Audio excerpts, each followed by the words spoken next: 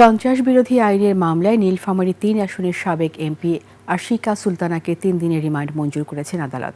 তদন্ত কর্মকর্তা এসআই আল মামুন হোসাইন এর আবেদনের প্রেক্ষিতে বিকেলে ঢাকা মেট্রোপলিটন ম্যাজিস্ট্রেট মঞ্জুরুল ইসলাম এ আদেশ দেন।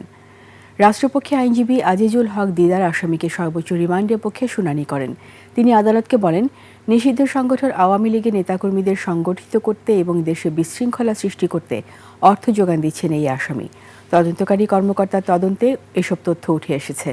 তাই এই ঘটনার সাথে আরও কারা জড়িত রয়েছে সে তথ্য উদ্ঘাটনে 7 দিনের রিমান্ড প্রার্থনা করা হয়। অন্যদিকে আসামি পক্ষের আইনজীবী রিমান্ডের বিরোধিতা করেন।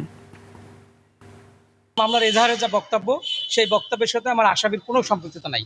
19শে জুনের ঘটনা, আসামি গ্রেপ্তার হয়েছে 26শে জুন।